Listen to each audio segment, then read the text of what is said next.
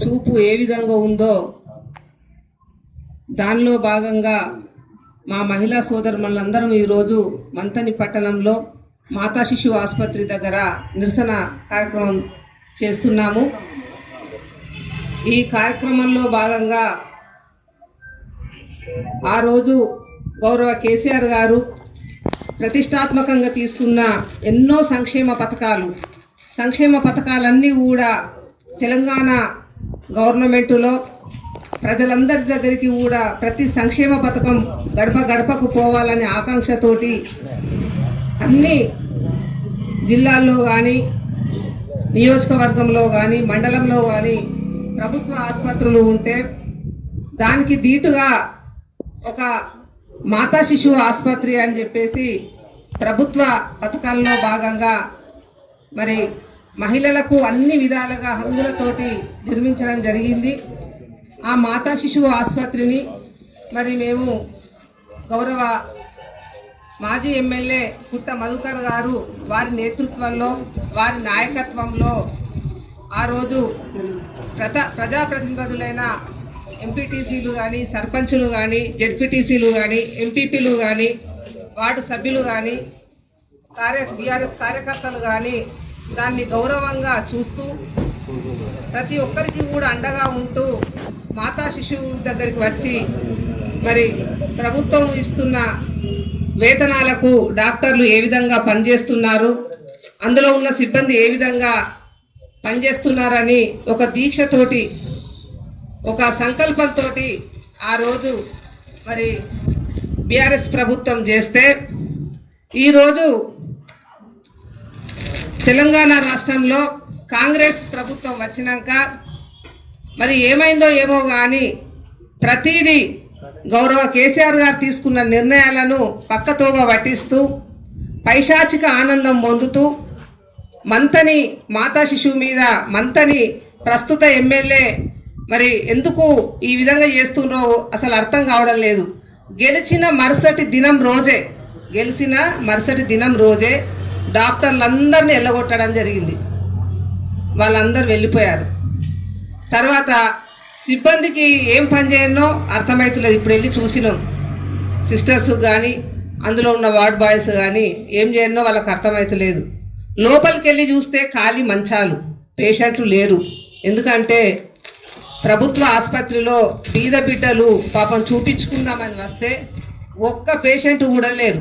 ఎందుకంటే డాక్టర్స్ లేరు కాబట్టి, మహిళా డాక్టర్స్ లేరు, మరి చూద్దామన్నా కూడా పిల్లలను చూసుకునే డాక్టర్ లేరు, ఎవ్వరు లేరు. మొత్తం ఖాళీ బూజులతోటి అందులో ఉన్న ఆ సిస్టమ్స్కి సంబంధించిన సీజర్లు కానీ ఎక్విప్మెంట్స్ కానీ మొత్తం బూజు బట్టి చిల్లుం బట్టి పాపం వాళ్ళు క్లీన్ చేస్తూనే ఉన్నారు.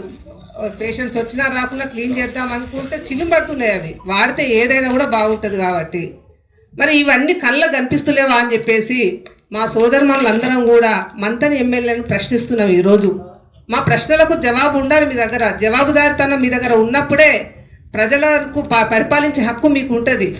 మరి జవాబుదారితనం లేదు మీ దగ్గర. ఎటు చూసినా ఇంకా చాలా విషయాలు ఉన్నాయి, వాటి గురించి ఇప్పుడు మేము మాట్లాడటం లేదు. మా గౌరవ మాజీ ఎమ్మెల్యే పుట్ట మధుకర్ గారు మాట్లాడతారు వాటి గురించి. మేము ప్రస్తుతము అమ్మ అంటే ఒక నిండుతనంతో నిండు గర్భిణిగా ఉన్న మేము అనుభవించినాం కాబట్టి ఆసుపత్రి సౌకర్యం ఏ విధంగా మెరుగ్గా ఉంటే అంత ఆనందంగా ఉంటాం కాబట్టి మాకు ఆ ఆవేదన తెలుసు. డెలివరీస్ కానీ సీజరీన్లు కానీ అవసరం ఉన్నప్పుడు గత పరిపాలన అంటే కాంగ్రెస్ ప్రభుత్వం తెలంగాణ రాకముందు కూడా అసలు మంతనిలో ఆసుపత్రిలో సీజరిన్ చేసే విధానమే లేకుండే. గోదావరికానికి పంపించేది ఎవరిని, మహిళలను గోదావరికానికి సీజరిన్ కొరకు పంపించేది. ఒకవేళ ఇట్లా డెలివరీ కష్టమైతే సీజరిన్ కొరకు గోదావరికానికి పంపించేది.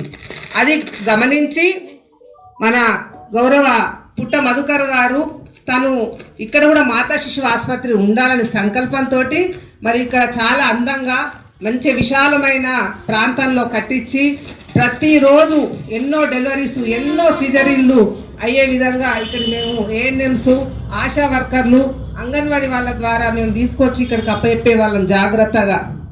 ఒక తల్లి మరి ప్రసూతి అయినప్పుడు డెలివరీ అయినప్పుడు కొన్ని లక్షల కోట్ల మెరుపులు ఏ విధంగా ఉరుముతాయో ఆమె డెలివరీ అయ్యేటప్పుడు ఆ గర్జన మరి ప్రతి సృష్టిలో ఉన్న ప్రతి ఒక్కరికి కూడా మీకు తెలిసే ఉంటుంది ఆ అరుపులు. మరి మీ అందరికి కూడా మా ప్రెస్ మీడియా సోదరులకు తెలియజేస్తున్నాము, మంతని ప్రస్తుత ఎమ్మెల్యే గారికి మరి ఈ విషయం అర్థమవుతలేదా, వాళ్ళ తల్లి చెప్పట్లేదా? తల్లి గర్భంలో నుండి వచ్చినప్పుడు ఎంత ఆవేదన ఎందుతుందో ఆ తల్లి.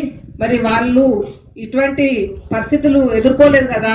మంత్రిలో ప్రభుత్వ ఆసుపత్రిలో డెలివరీ రావడము, వాళ్ళ కుటుంబ సభ్యులు కానీ వారు కానీ వారికి తెలియదు. ఎందుకనంటే వాళ్ళు కోట్లకు పడగలెత్తిర్రు. హైదరాబాదులో, అమెరికాలో, బెంగళూరులో ఎక్కడెక్కడో మంచి మంచి హాస్పిటల్స్లో డెలివరీ అవుతారు కాబట్టి వారికి ఇక్కడ ఉన్న నియోజకవర్గంలో ఉన్న మహిళల ఆవేదన తెలియదు కాబట్టి మేము తెలియజేస్తున్నాం. దయచేసి ఇప్పటికైనా కూడా మీరు కళ్ళు తెరవండి.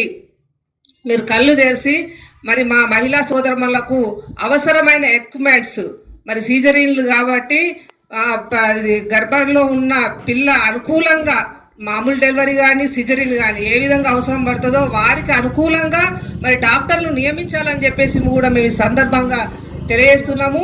మీరు ఇస్తే ఆ పైశాచిక ఆనందం కూలర్లు తీసి బయటపడేసిండ్రో మరి అమ్ముకున్నారో తెలియదు వాళ్ళు. ఈ విధంగా మీరు ప్రజలతోటి వారి జీవితాలతోటి చెలగాట ఆడడం ఇదేనా? మరి మేమందరం కూడా దీన్ని కూడా తీవ్రంగా ఖండిస్తున్నాము. వీళ్ళు పక్కనున్న నియోజకవర్గంలో ఉన్న ఎమ్మెల్యేని తీసుకొచ్చి కత్తులతోటి దాడులు చేస్తామని చెప్పేసి తెలియజేస్తారు.